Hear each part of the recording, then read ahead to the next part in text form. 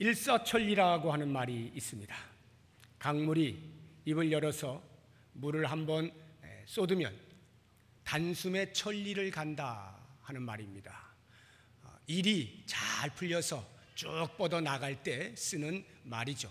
그래서 이것을 다른 말로 형통이라 하는데, 만사형통이라는 말 많이 쓰지 않습니까? 만사형통이야, 만사형통이야. 만 가지 일을 해도 언제나 형통한다, 이런 말입니다.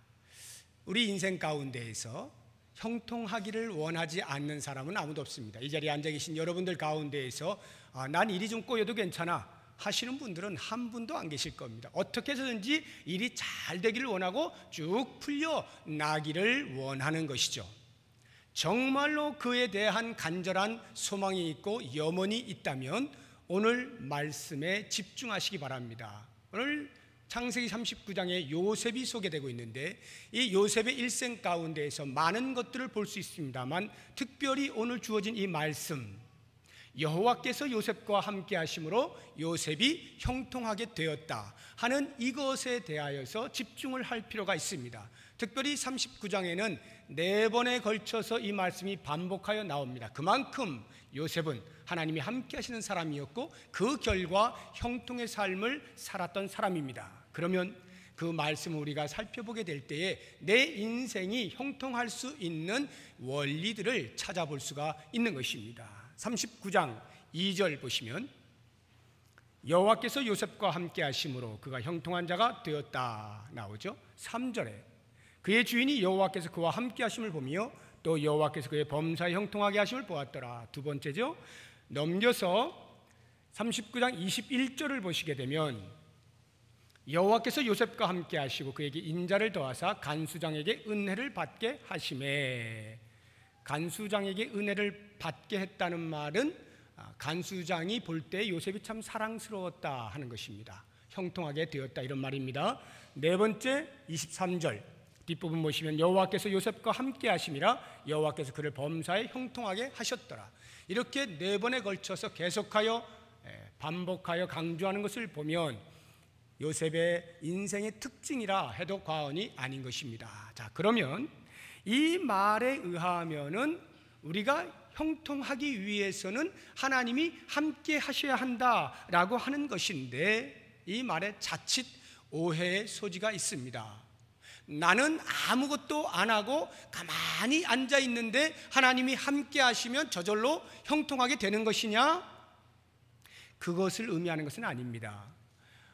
우리가 성경을 바라보는 관점으로 취하고 있는 것을 흔히 학문적으로 칼빈주의라 이렇게 말을 합니다. 칼빈 선생님께서 주석해 놓은 것들이 우리가 대부분 동의하는 것입니다. 성경이 말하는 것입니다. 이렇게 이제 이해하고 받아들이고 있는 것인데요.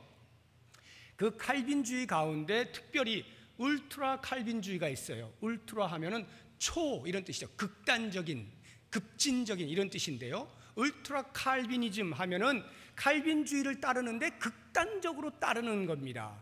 그런 사람들에 의하면 오늘 이 말씀을 가지고 그렇게 이야기합니다. 인간의 의지는 필요 없는 것이다. 인간의 행위는 필요 없는 것이다. 오직 하나님의 주권이 그 사람을 사람들에게 만든다. 이렇게 강조를 합니다. 틀린 말이 아닌데 그렇게만 이야기할 때 성경에서 이야기하고 있는 인간의 자유의지, 인간이 해야 할 여러 가지 책임들, 이런 부분에 대해서 답을 주지 못하고 있다는 데 대해서 이것은 우리가 취할 수 있는 부분이 아니다 하는 것입니다. 이 요셉의 경우도 마찬가지입니다. 여호와께서 요셉과 함께 하심으로 형통하게 되었다는 것이 요셉이 아무런 형통할 만한 아무런 근거도 없는데 하나님이 형통하게 하셨다?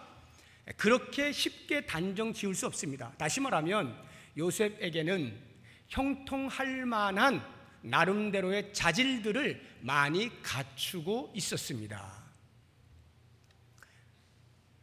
요셉이 참 성실한 사람이었어요. 요셉이 책임감이 강한 사람이었습니다. 요셉은 정직한 사람이었어요.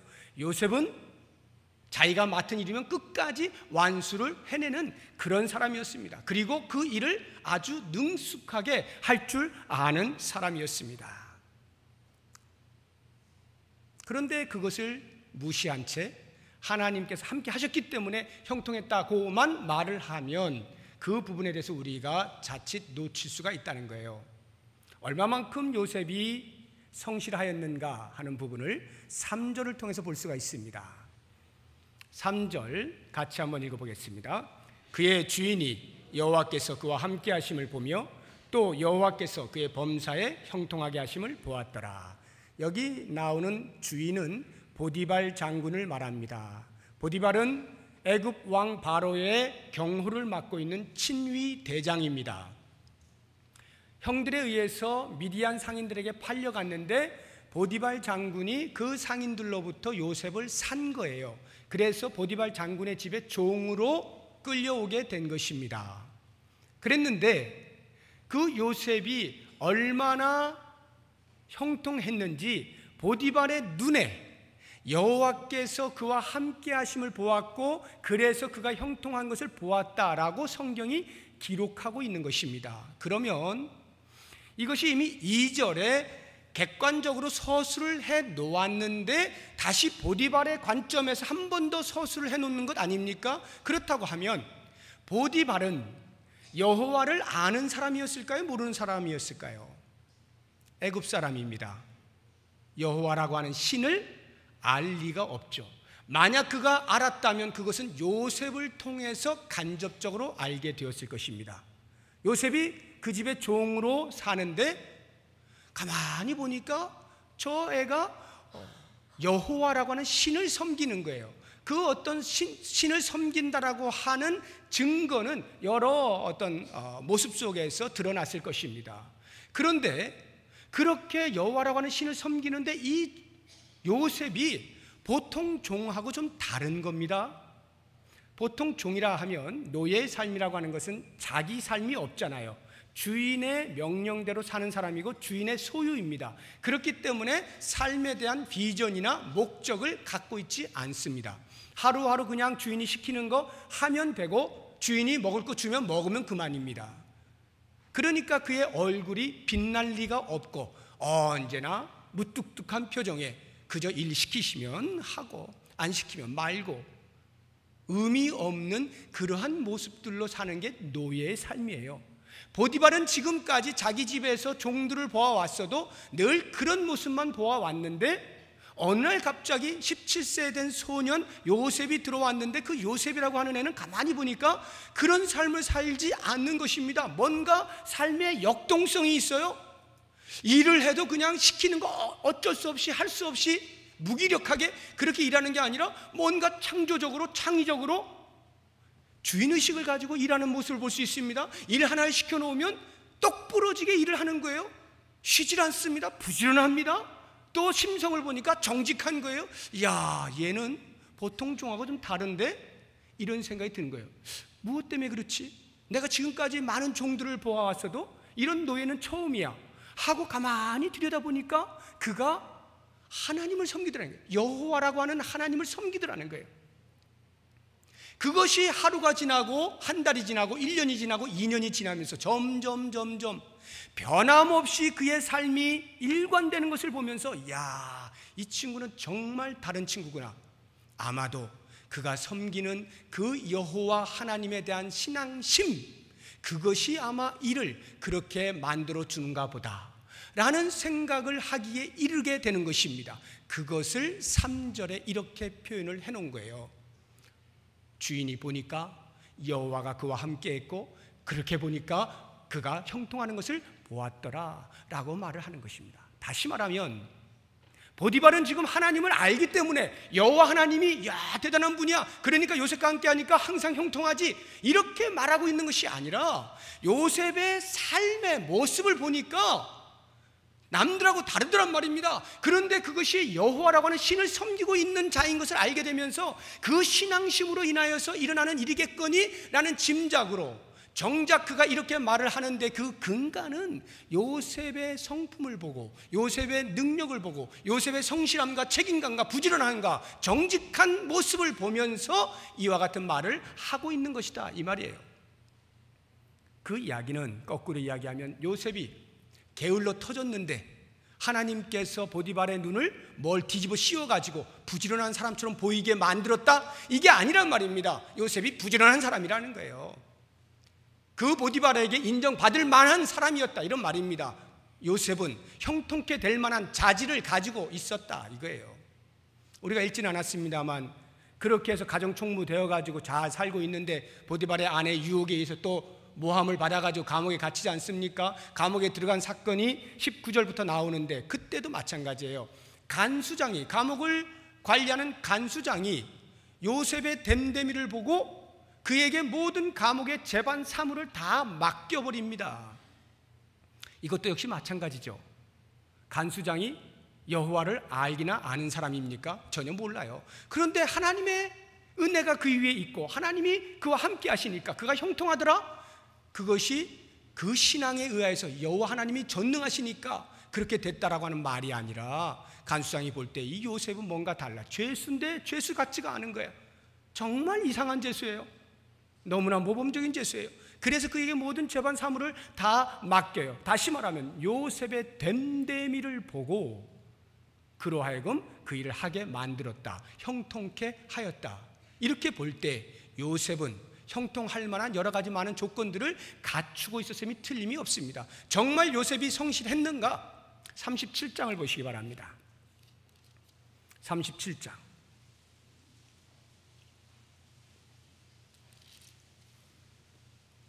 2절입니다. 야곱의 족보는 이러하니라. 요셉이 17세의 소년으로서 그의 형들과 함께 양을 칠 때에, 요 말이 요셉의 성실함을 보여줍니다. 형들과 함께 양을 쳤답니다, 요셉이. 그런데요, 요셉은 양칠 소년이 아니었습니다. 아버지의 사랑을 무지하게 받았거든요. 얼마나 받았으면 형들에게는 한 번도 입히지 않는 채색 옷을 입히는 것입니다. 고관 대작이나 입는 채색 옷을 입혀요. 너는 구별되었다, 이 말이에요. 많은 형제가 있지만 내가 너를 특별히 사랑한다. 내가 가장 사랑하는 아내의 장남이지 않느냐 너는. 그러니 너는 항상 나와 함께 있어라, 이 말이에요. 무슨 채색 옷 입고 양을 치겠습니까? 아버지 야곱이 채색 옷 입혀놓고 야 양 쳐라, 이렇게 했을 리가 만무하잖아요. 채색 옷을 입혔을 땐 적어도 너는 양칠 필요 없어, 넌 나와 같이 지내자, 이 뜻 아니겠습니까? 그런데 요셉이 채색 옷을 입고도 그렇게 형들을 무시하거나 그래 나는 아버지의 사랑을 받은 사람이야 이러고 혼자 논 것이 아니라 형들과 함께 양을 쳤어요. 이것은 그의 인생이 그냥 공으로 먹고 살지 않겠다, 논팽이처럼 아버지의 후광을 입고 살지 않겠노라, 이 뜻이에요. 성실한 자기의 삶을 뒷받침해주고 있는 말인 것이죠.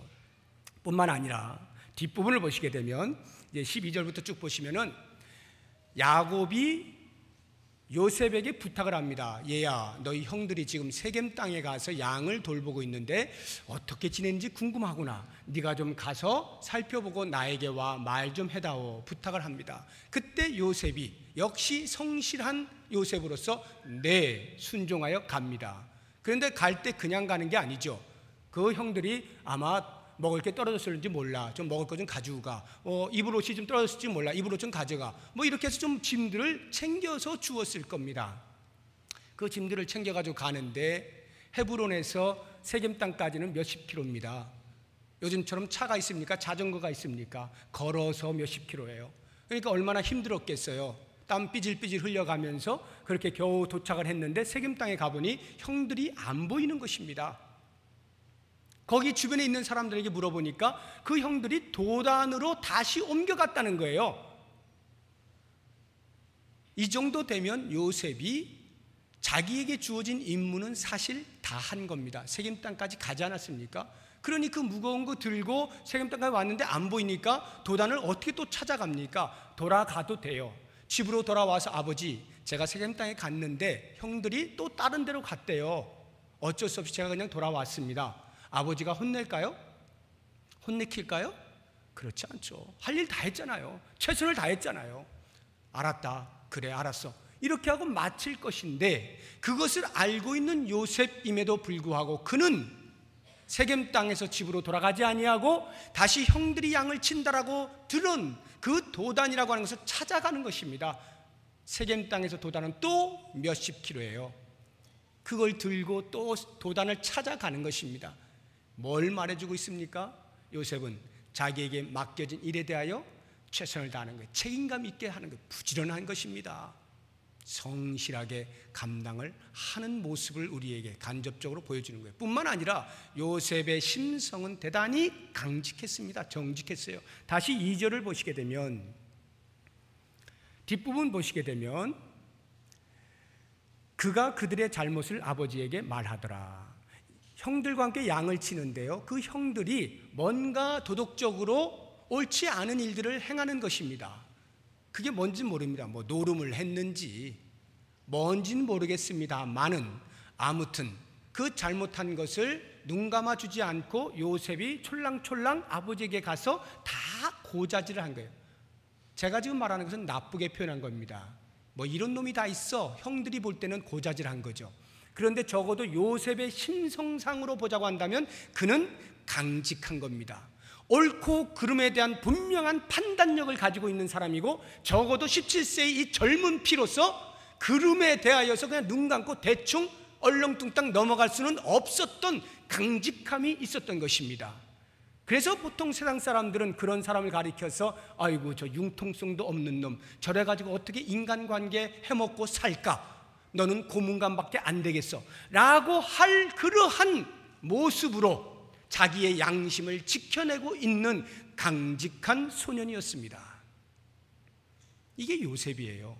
바로 이와 같은 모습으로 보게 되어질 때에 요셉은 이미 형통케 되어질 만한 세상적인 그런 요소들을 많이 갖추고 있었다 하는 것을 알 수가 있습니다.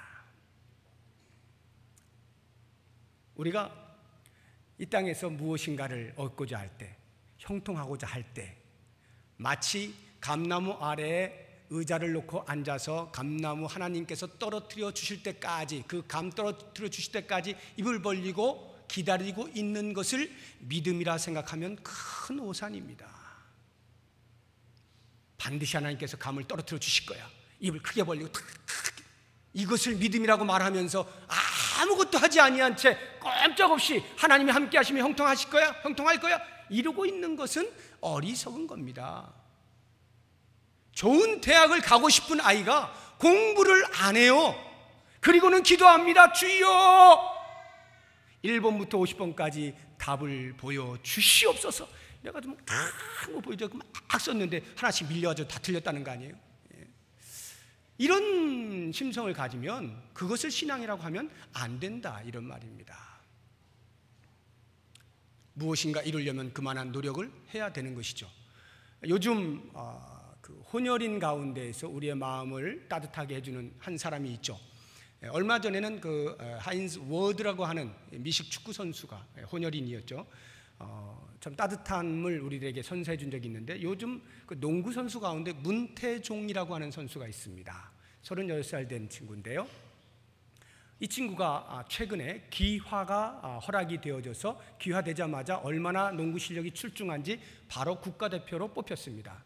국제농구연맹에 의하면 혼혈인은 전체 중에 한 명만 가능한데, 우리 지금 농구 선수들 가운데 혼혈인들이 많이 있어요. 실력이 아주 다들 좋습니다. 그 가운데 특출나서 이 문태종 선수를 이제 국가대표로 뽑았어요.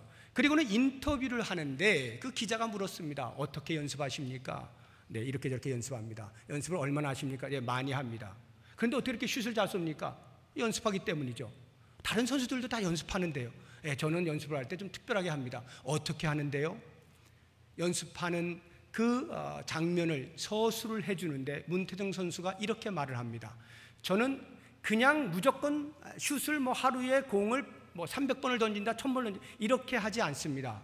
생각을 하면서 연습을 하는데요, 상황을 설정을 해놓고 거기에 맞는 연습을 합니다. 예를 들어서 우리 팀이 지금 2점 지고 있습니다. 그런데 종료 휘슬이 불리기 5초 전입니다.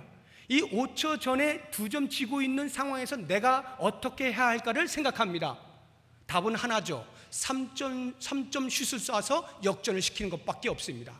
그러면 5초 안에 어떻게 3점 슛을 날려서 성공시킬 것인가에 대한 상황 설정을 해놓고 그것을 연습한다는 거예요.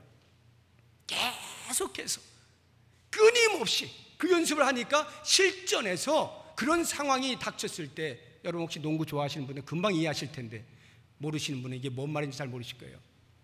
이런 상황들이 많이 나타나요.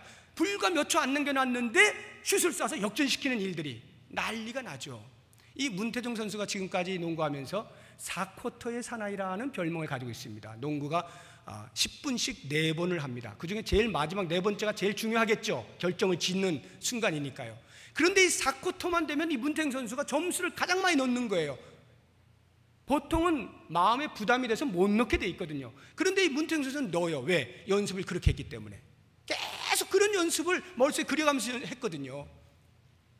이러한 연습 없이 저절로 주님 4쿼터의 사나이가 되게 해주십시오 한다고 해서 4쿼터의 사나이가 되겠냐고요. 연습을 해서 그러한 열매를 딸만한 실력을 갖출 때에 그에게 4쿼터의 사나이란 별명이 붙여지는 것입니다. 혹시 여러분들 가운데에서 요리를 잘하기 원하시는 분들 계십니까? 집에서 남편들에게 요리를 많이 해주세요. 아무도 아멘을 안 하죠. 왜냐하면 귀찮으니까. 그냥 그런 거 안 하고도 요리를 잘했으면 좋겠어. 남들이 야 어떻게 이렇게 요리를 잘해요? 이런 말은 듣고 싶은데 실제로는 안 해준단 말입니다. 그러면 아무 일도 안 일어나요. 정말 요리를 잘한다는 소리를 듣고 싶으세요? 많이 하세요. 많이 대접하세요. 그러면 잘할 수 있어요. 내가 정말로 이름 있는 헤어드레서가 되겠다. 그러면 많이 깎아봐야 되는 것입니다. 멋진 패션 디자이너가 되겠다. 옷을 많이 만들어 봐야 되는 것이죠. 무엇이든 많이 할 때 그때 그 결과가 자기에게 열매로 다가오게 되는 것입니다. 그렇다고 해서 제가 지금 드리는 말씀을 마치 그래서 내가 목표한 그 목표를 이루어내기 위하여 인간적인 술수를 배우려고 생각하지는 마십시오. 예를 들어서 적당히 거짓말을 해서 이 상황을 모면하는 법들을 배우고 이런 어떤 기능들을 배워서 그때그때 임기응변을 잘해서 삶을 멋지게 살아가는 그런 식의 어떤 기술, 기능, 술수들을 배울 생각은 하지 마십시오. 그건 좋은 것이 아닙니다. 그리스도인이라면 적어도 성품을 개발해야 되는 것입니다. 요셉처럼 성실함을 개발시키는 거예요. 정직함을 개발시키는 것입니다. 한 번 맡으면 책임 있게 끝까지 감당하는 것, 부지런한 것, 맡겨진 일 완벽하게 해내는 것, 이런 것들을 배우는 거예요. 그랬을 때에 그에 합당한 열매가 나에게 다가오게 되는 것입니다. 자, 그렇다고 하면 이제 궁금해지는 것이 있습니다. 제가 이렇게 지금 인간이 가져야 할 어떤 자질들에 대해서 이야기를 했어요. 그런 것들이 있어야 형통할 수 있다고 했습니다. 그런데 성경을 보면 제가 지금 드린 말씀을 해놓은 부분이 한 군데도 없어요. 직접 저처럼 이렇게 이야기하고 있는 부분이 없어요. 제가 지금 성경에 나와 있는 그 뒤에 있는 것들을 막 긁어가지고 꺼집어내서 여러분들에게 소개하고 있는 해석을 해드린 것이지 성경이 직접 요셉은 이렇게 성실하고 요셉은 이렇게 정직해서 형통하게 되었다 한마디도 없습니다. 어디를 찾아봐도 없어요. 오직 하고 있는 말은 딱 하나, 여호와께서 함께 하심으로 그가 형통하게 되었다. 이 말만 반복할 뿐이에요. 그럼 어떻게 된 겁니까? 왜 그렇게 했습니까? 왜 성경이 분명히 강 목사가 이야기하기로는 그러한 자질들도 필요하다라고 했는데 왜 그 부분에 대해서 언급을 전혀 하지 아니하고 하나님이 함께 하심으로 형통하게 되었다라는 말만 계속하고 있을까요? 그것은 우리의 생각을 깨뜨리기 위한 것입니다. 우리의 생각은 상식에 머물러 있기 쉽습니다. 상식이 뭡니까? 제가 지금까지 말씀드린 게 다 상식이에요. 심은 대로 거둔다. 땀은 자신을 배반하지 않는다. 이 전부 상식입니다. 누가 몰라요 이거를? 성실하고 정직하고 능력이 있으면 형통하는 거 누가 모릅니까? 다 알잖아요. 우리 모두의 상식이에요. 바로 이와 같은 상식에 우리가 아주 쉽게 머물러 있을 수가 있습니다. 우리의 생각들이. 그래서 하나님께서는 그 생각을 깨뜨리시는 겁니다. 인생은 언제나 상식대로만 사라지지 않는다 이거예요. 여러분 한번 보십시오. 우리의 살아온 인생 가운데 정말 상식대로만 사라지던가요? 내가 열심히 일하면 무조건 잘 되던가요? 오히려 옆에 있는 사람 보니까 완전히 논팽이고 일 하나도 안 하고 정직하지도 않고 거짓말만 팍팍 치는데 훨씬 더 잘 되는 거 안 보이십니까? 인생은 그리 정직하지가 않아요. 그리 상식적이지가 않아요. 오히려 이상하게 돌아가요. 그런 경우가 많이 있습니다. 바로 이와 같은 경우에 그리스도인들에게 있어서 그 삶을 어떻게 해석해내느냐? 하나님이 함께 하심으로 내가 형통하다라고 말을 하게 되는 것입니다. 바로 그것을 고백하게 하기 위해서 이렇게 요셉의 삶에 대해서, 그의 능력에 대해서는 이런 방구하지 아니하고 오직 하나님이 함께 하심으로 그가 형통하였다라고만 강조하고 있는 것입니다. 그러니까 여러분, 우리가 보통 그리스도인이라고 한다면 하나님 도와주세요, 하나님 함께 해주세요, 하나님이 도와주시면 잘 될 거, 그거 모르는 사람은 아무도 없어요. 그러니까 우리도 기도하죠. 그러나 지금 그 정도를 하라고 이 말씀을 주고 있는 게 아닙니다. 마치 우리가 요리를 할 때 메인 요리를 아주 근사하게 차렸습니다. 정성을 다해서 제가 다 차렸어요. 근데 뭔가 하나가 빠진 것 같아. 양념 하나가 빠진 것 같아. 이게 뭐지? 도저히 내가 알아낼 수가 없어요. 기도합니다. 하나님 아버지, 제가 이거 거의 다 만들었거든요. 근데 딱 양념 하나가 빠진 것 같아요. 뭐가 빠졌죠? 도와주세요 해서 하나님께서 그래, 소금 빠졌어 하고 소금을 탁 쳐주듯이 그렇게 하나님이 함께 하시는 것으로 이해해선 안 된다, 이런 말입니다. 우리의 모든 성실함과 정직함과 능력들이 거의 대부분을 다 하고 있는데 우리의 영역 너머에 있는 그 어떤 조그만 한 부분, 그것을 하나님이 채워주심으로 내 삶의 형통을 완벽하게 만들어낸다. 그것을 위하여 하나님 도와주세요, 이렇게 매달리고 이렇게 하나님이 나와 함께 하신다라고 고백해서는 안 되는 겁니다. 하나님의 함께 하심이란 내 모든 노력과 의지가 다 동원됐다 할지라도 여전히 그것을 흔들어서 하나님의 방법대로 하나님의 목적을 이루어내시는 분은 하나님이십니다. 하나님이 메인이십니다. 그리고 제가 하는 것은 고작 해야 양념 정도 될지 모르겠습니다. 이것이 하나님이 우리로 하여금 듣기를 원하시는 신앙의 고백이에요. 이걸 가리켜서 하나님이 함께 하심으로 요셉이 형통하였다라고 말을 하게 되는 것입니다. 자, 그렇다고 한다면 한번 생각을 해보죠. 요셉이 보디발의 집에서 종으로 있는데 가정 총무가 됐습니다. 그것이 과연 가능하다라고 생각이 드십니까?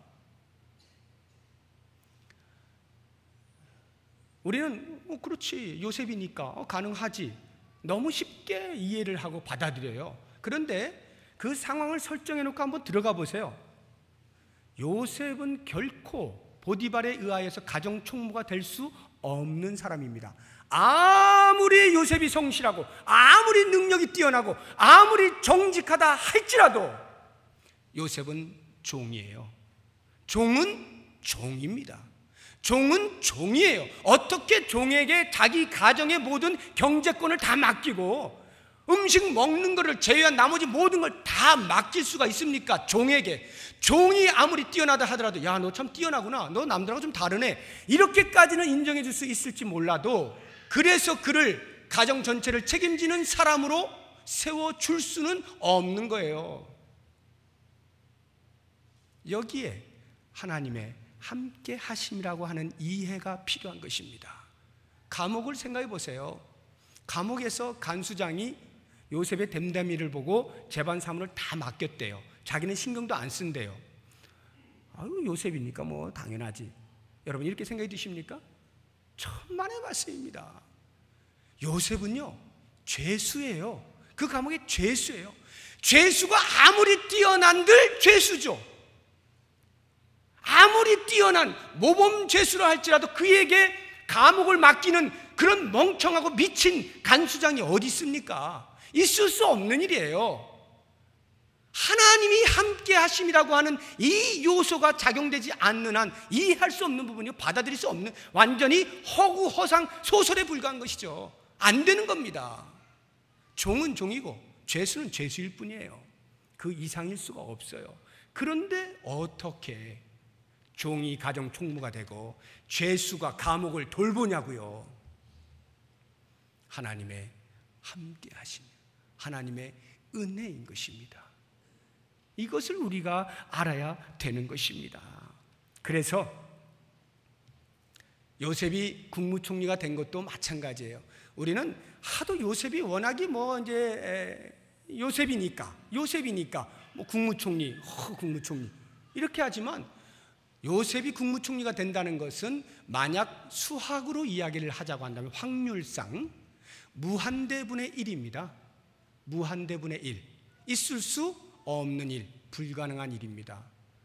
요셉이 국무총리가 된 데에는요, 두 가지 큰 이슈가 있었습니다. 그것이 바로의 꿈이에요.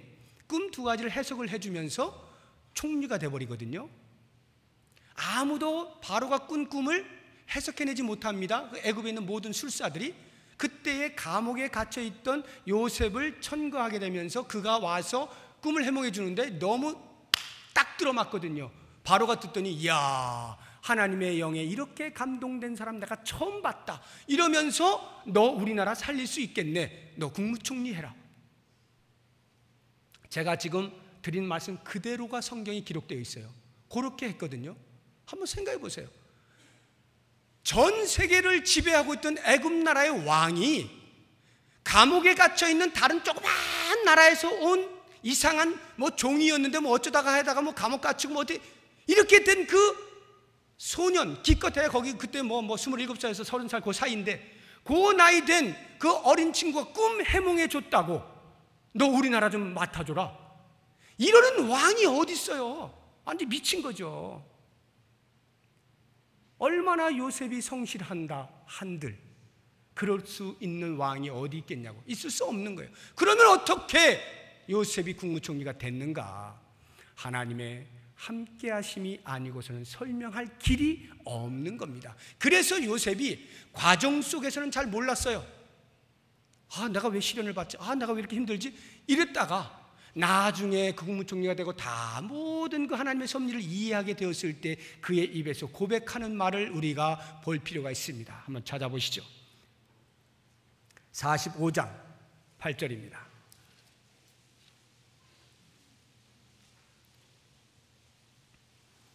45장 8절.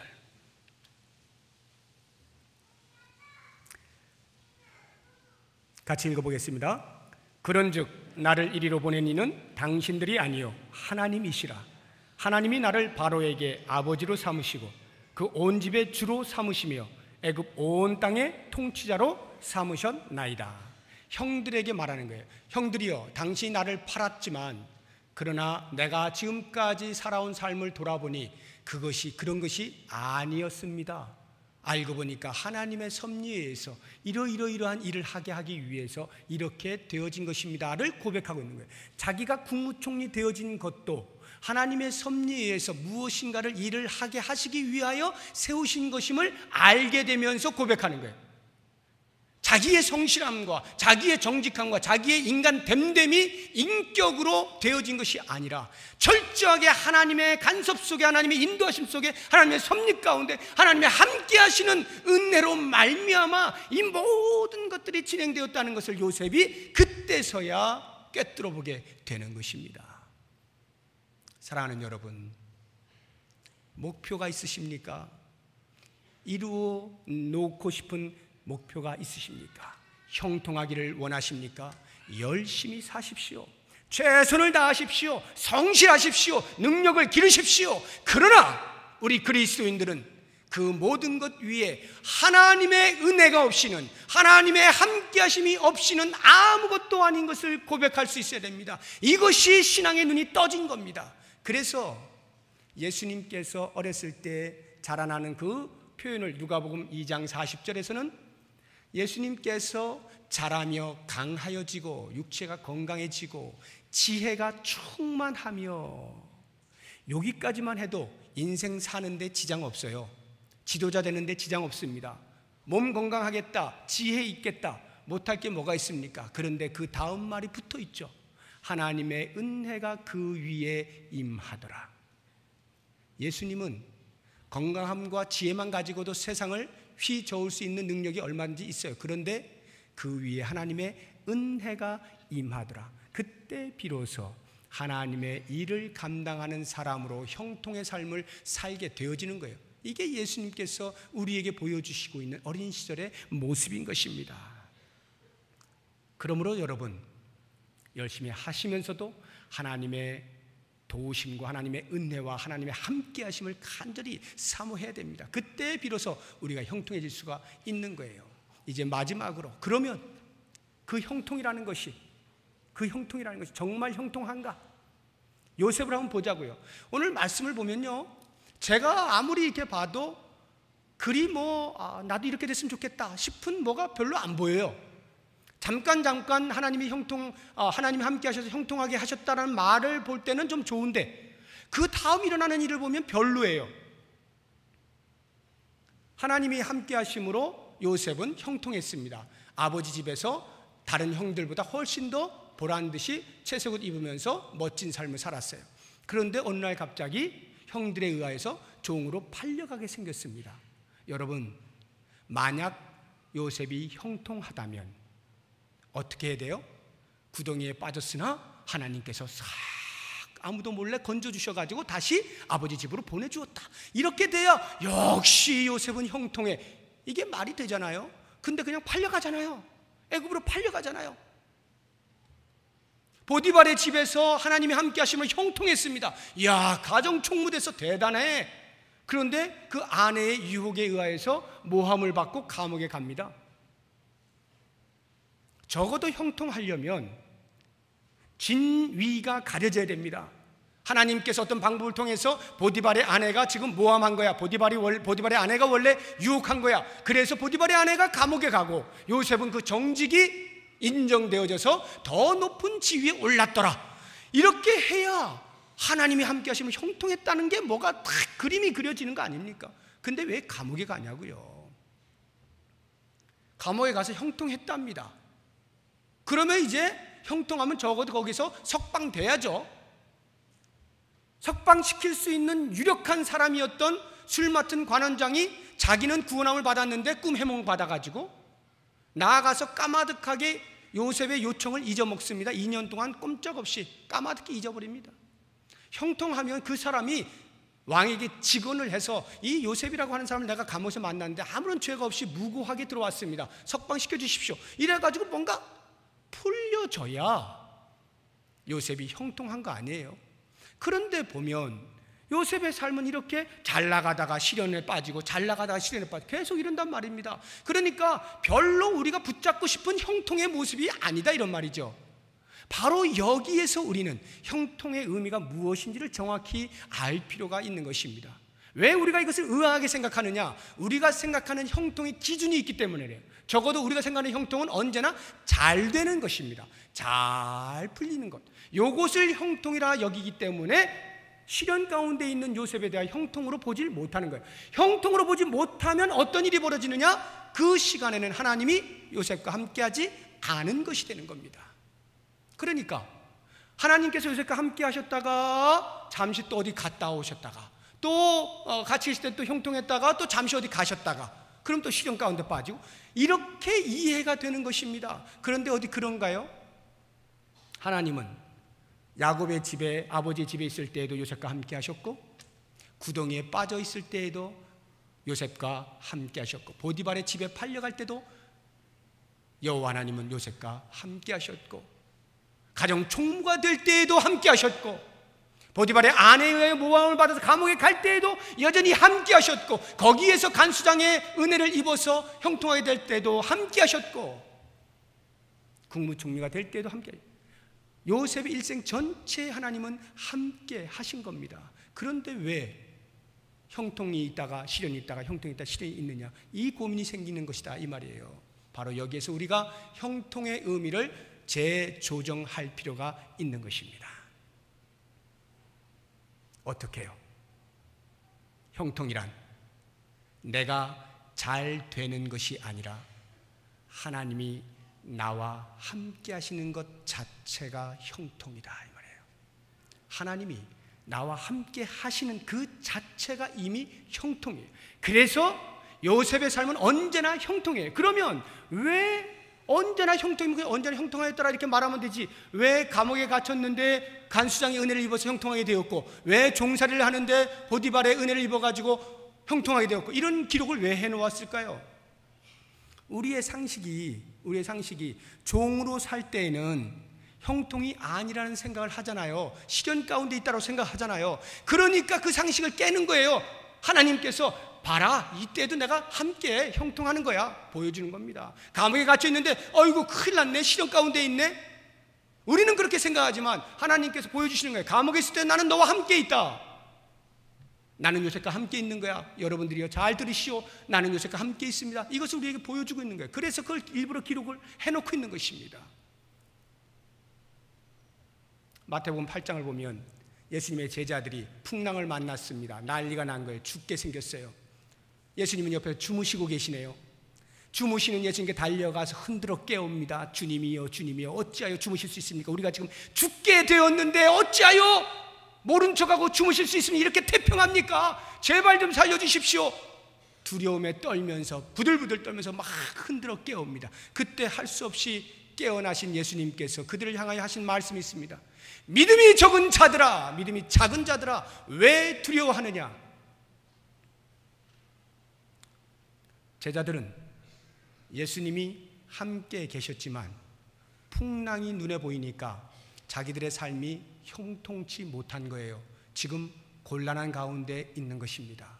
예수님은 함께 계셨지만 형통하지 않아요. 그러니까 예수님을 흔들어 깨우면서 예수님 우리를 형통하게 해달라니까요. 형통하게 해달라니까요. 예수님이 일어나셔서 믿음이 작은 자들아 왜 두려워하느냐? 무슨 말일까요? 내가 옆에 있는데 왜 그래? 내가 옆에 있는데 왜 그래? 내가 너와 함께 있는 그 자체가 형통인데 너 왜 그래? 이 말이죠. 그렇다고 하면 보세요. 예수님이 함께 계셔도 풍랑은 있을 수 있어요. 그럼에도 불구하고 예수님께서는 제자들에게 말하는 것입니다. 걱정하지 마, 두려워하지 마, 염려하지 마, 안심해라. 내가 너와 함께 있다. 내가 함께 있는 그 자체가 이미 너희들의 인생은 책임진 거야. 형통이야. 이 이야기를 하는 거예요. 그러므로 우리의 눈은 근시안이 되어서는 안 됩니다. 잠깐 우리의 삶에 일어나고 있는 여러 가지 일들에 의해서 때로는 즐거웠다, 때로는 울었다 하는 게 아닙니다. 우리 인생 전체를 조망하시고 돌려가시는, 움직여 가시는, 섭리하시는 하나님의 그 크신 계획을 바라보면서 그 여호와 하나님이 나와 함께 하시면 이미 나는 승리를 보장받은 삶이다라고 하는 확신 속에서 형통인 것을 깨달을 수 있어야 하는 것입니다. 이게 우리들의 삶이어야 돼요. 그러므로 사랑하는 성도 여러분, 혹시나 지금 여러 가지 삶의 정황 가운데서 육체의 질병으로 인해서 하나님 나는 왜 이렇게 오랫동안 이 육체 질병을 계속 짊어지고 있어야 됩니까? 왜 이렇게 오랫동안 시련 가운데 있어야 합니까? 라고 고민을 할 수가 있습니다. 호소할 수 있습니다.